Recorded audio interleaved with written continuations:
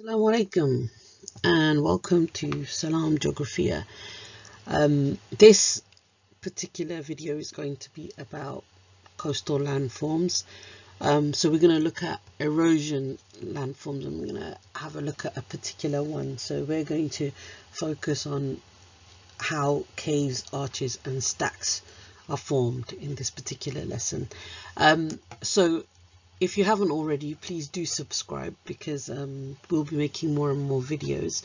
We're going to be featuring some geography teachers as well, sharing good practice with you. So if you're a student, this might be a nice little revision video for you. If you're finding things really difficult to understand or finding it difficult to draw diagrams, then this is the video for you, hopefully.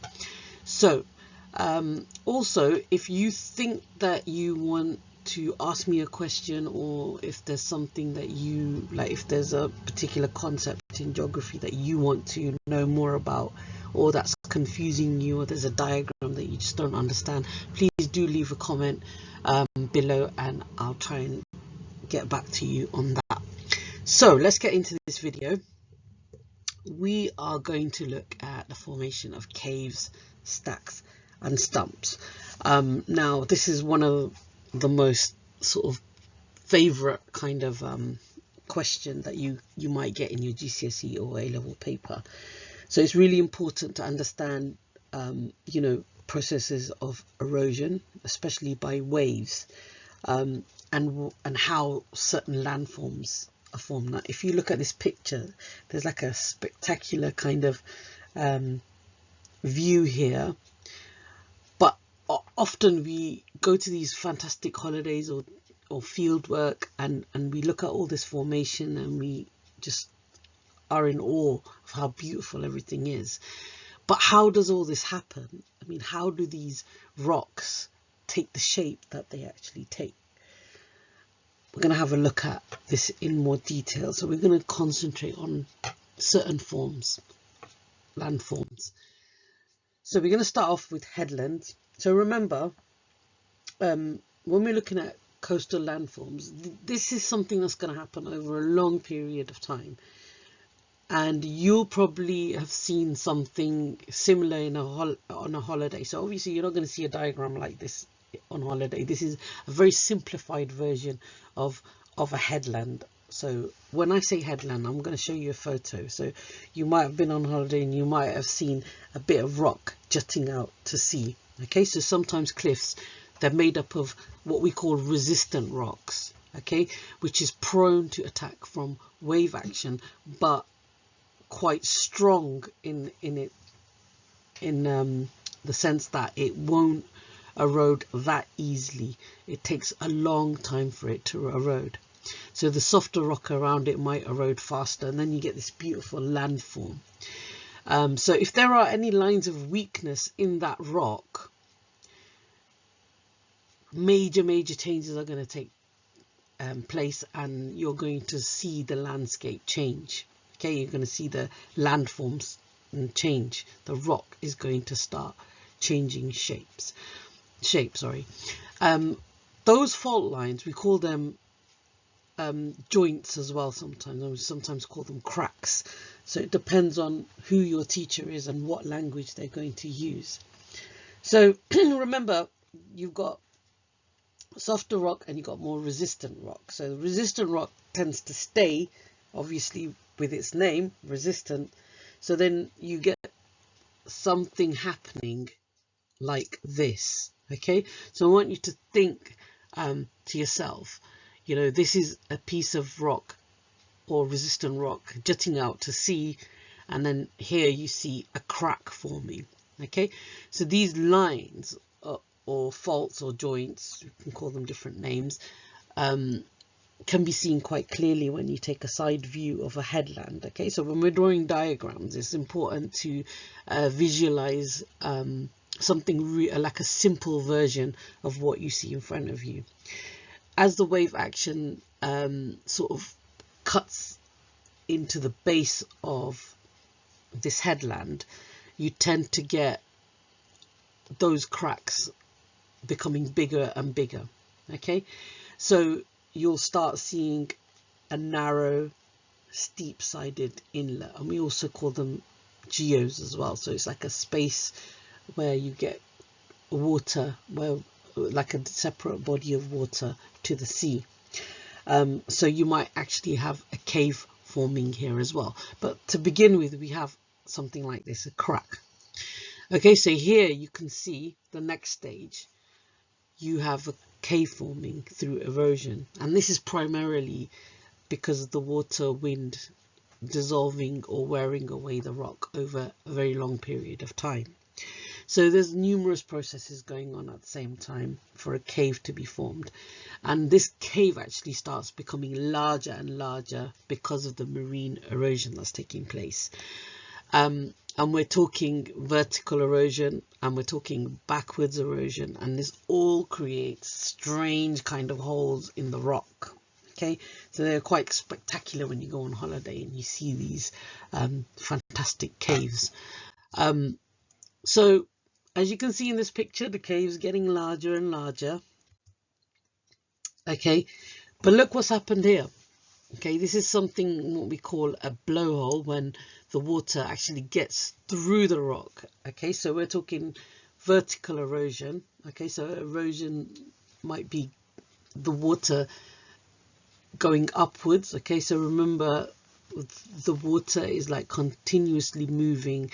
There's lots of energy in the water, so you know, it gets through the cracks and it starts creating these blowholes.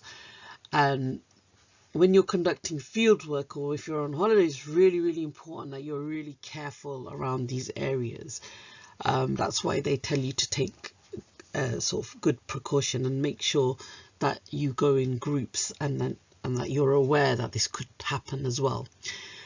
So you've got like the crack just becoming bigger and bigger and sort of going upwards until a hole is created at the top of the sort of cliff that's jutting out. So that would be happening simultaneously to the cave being formed as well. So this is what it might look like in real life, like the real picture. Okay, so more and more cracks are going to form, and eventually you're going to have deeper holes, and that leads to an arch. Okay, so this is a real picture of an arch. What do you think is going to happen next? What's going on here? Can we see at the top of the arch? I think it's quite predictable, isn't it? It just looks like this rock is just crumbling. Even though it was resistant rock, it's still having a hard time. The sea is just getting the better of it. Bang, splash, crash goes the roof. Okay, all alone, the stack is left out to sea. Okay, and there's like a story that they say about the old Harry Rock as well. So, you know, there's a story behind that, and it kind of is just explaining that landform taking place as well. And there's other places where you can get this landform as well, like places like Dorset. So the stack becomes isolated from the cliff it was once a part of. Continuous attack from waves, especially at the base of the stack, and that creates further weak lines and faults. Can you guess what might happen to this portion of cliff eventually? So I'm talking the stack. What do you think is going to happen to this stack? Wait, what's going on here?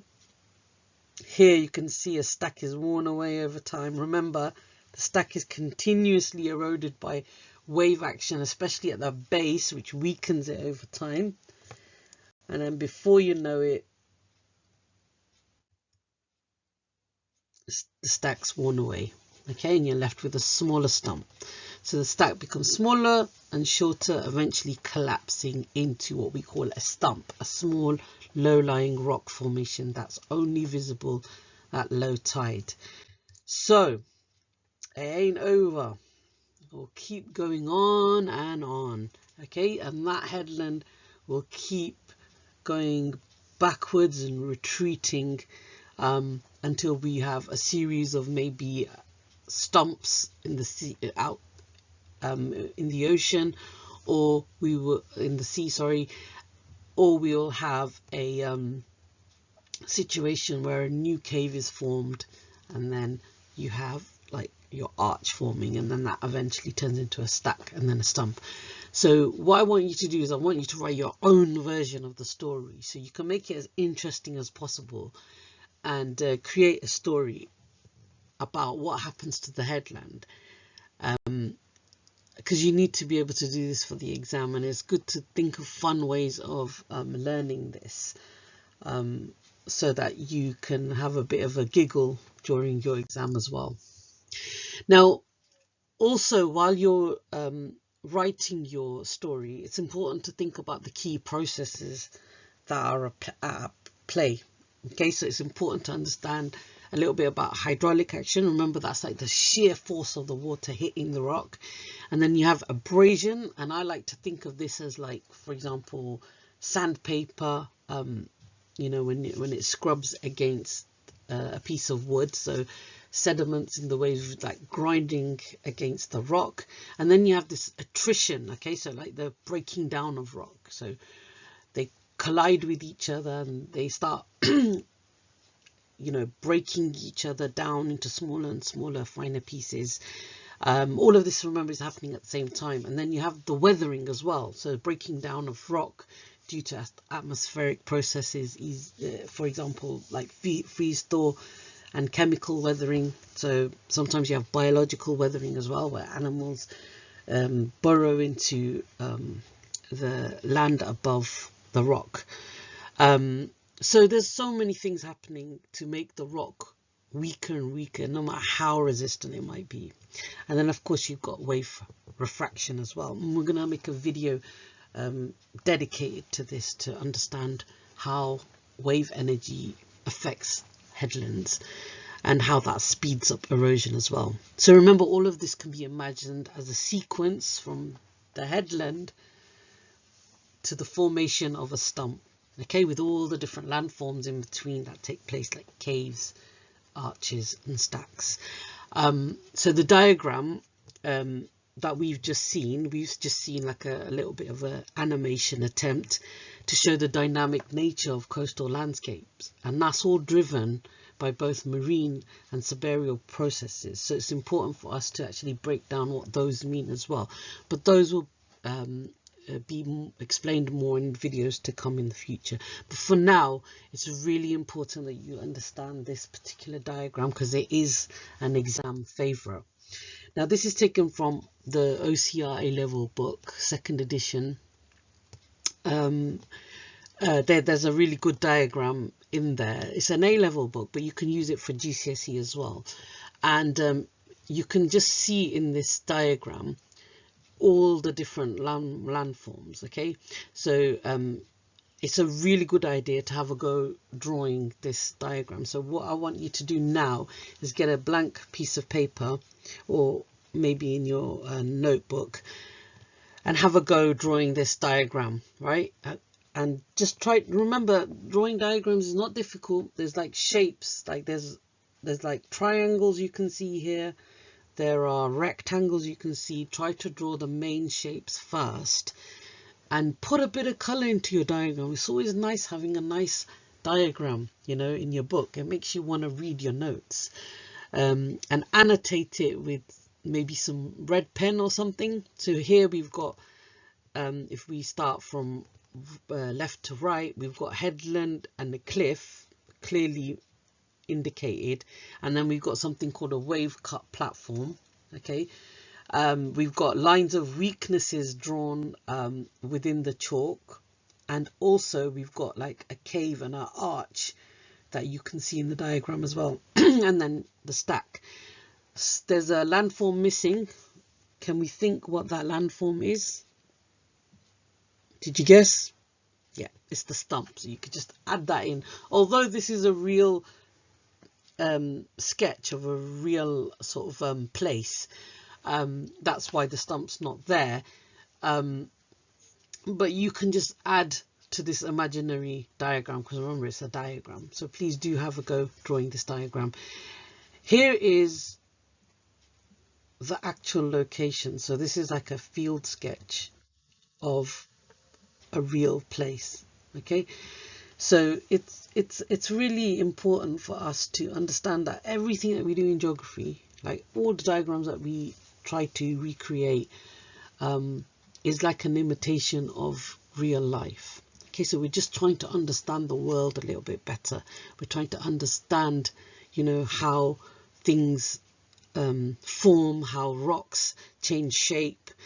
And you know, when we go on these holidays, like we look at the spectacular landscape, and it's really important to know, how did that landscape come about? I remember taking my kids to this particular location, Old Harry Rocks, and I just remember my kids just looking at, you know, the rocks and just going, oh my gosh, you know, how did this all happen, you know?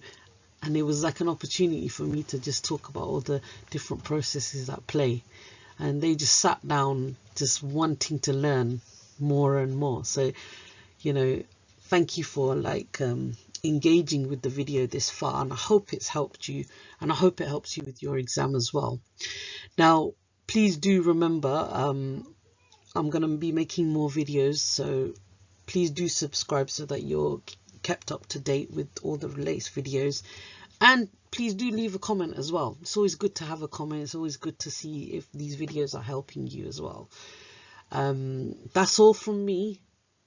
Assalamu alaikum, and thank you very much for watching.